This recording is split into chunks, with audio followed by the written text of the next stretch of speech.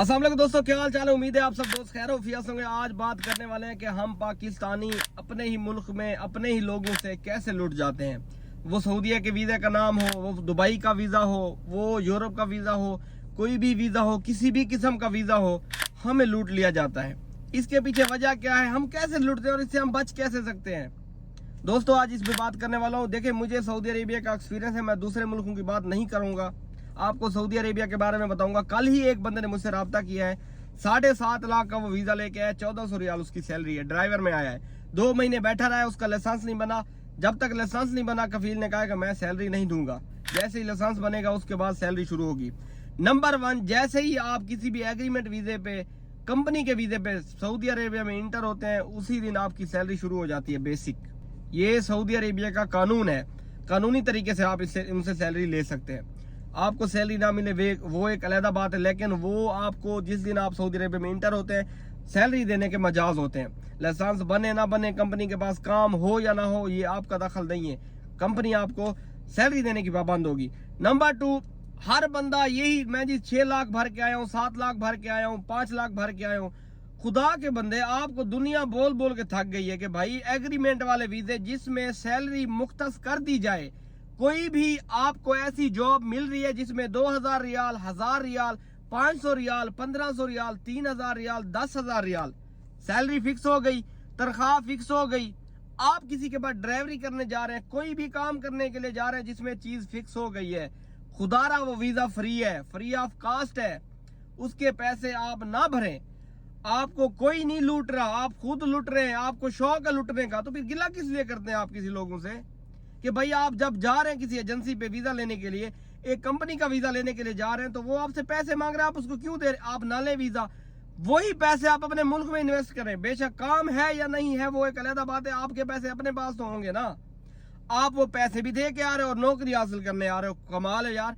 और सैलरी भी कितनी होगी, 50,000 60,000 आपको बचेगा खा पी के। 7 लाख आप भर के आ रहे हो, पूरा 1.5 साल तो आप पैसे निकालोगे, उसके बाद आपको क्या बचेगा? सारी जिंदगी जलील ख्वार होते रहोगे यहीं पे, 1000 रियाल पे, 1200 रियाल पे लोगों की ड्राइवरियां करोगे। आप क्या समझते हो आप कंपनी में आके, लेबर में, ड्राइवर में आके आप करोड़पति बन जाओगे? ऐसा मुमकिन ही नहीं है।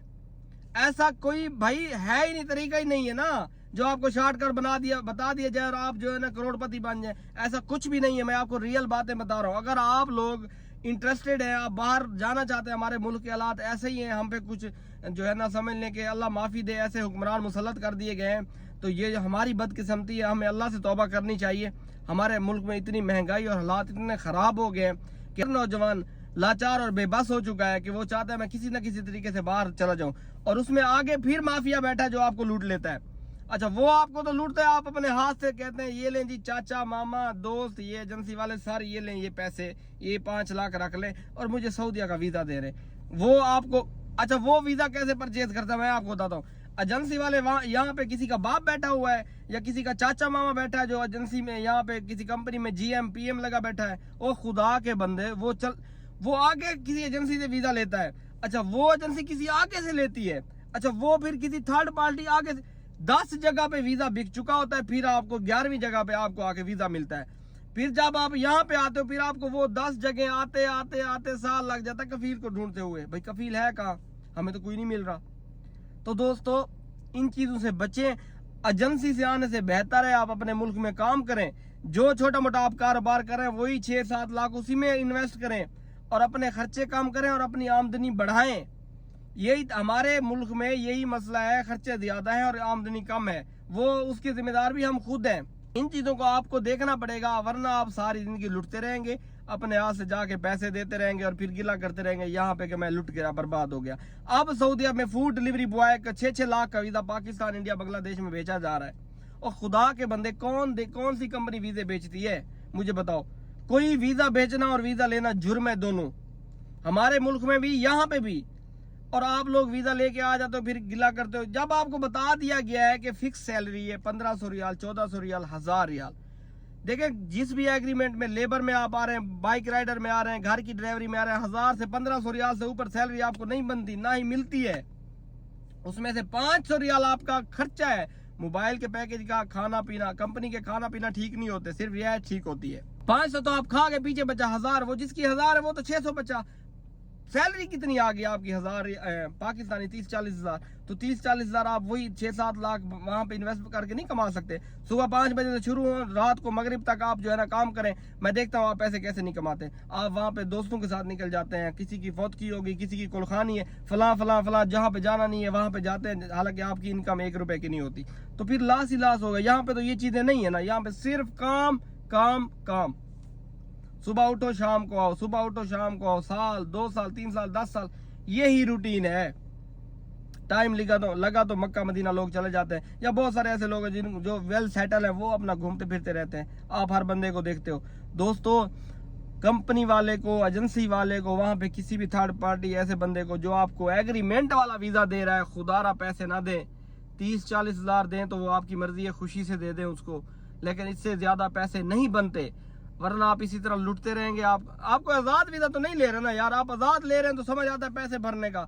आप ले भी एजेंट से ले रहे हो, कंपनी का ले रहे हो और एग्रीमेंट वाला ले रहे हो, खुदारा वीजे फ्री होते हैं। हमारे लोगों ने ये सारे हीले बहाने बनाए हुए हैं लूटने के। जी कंपनी लेती है फला, 1 रुपया कोई नहीं लेता, 1 रुपया जितनी भी थर्ड क्लास कंपनी हो ना नहीं लेती, पैसे फ्री ऑफ कॉस्ट देती है, टिकट भी देती है, सब कुछ देती है। कंपनी वाले आपसे पैसे, एजेंसी वाले पैसे मार लेते हैं। एजेंसी वाले क्या मारते हैं, आप खुद लूटते हैं। मैं आपको बार बार फिर कह रहा हूं, इससे अच्छा अपने मुल्क में रहें, एजेंसी वालों को पैसे ना दे।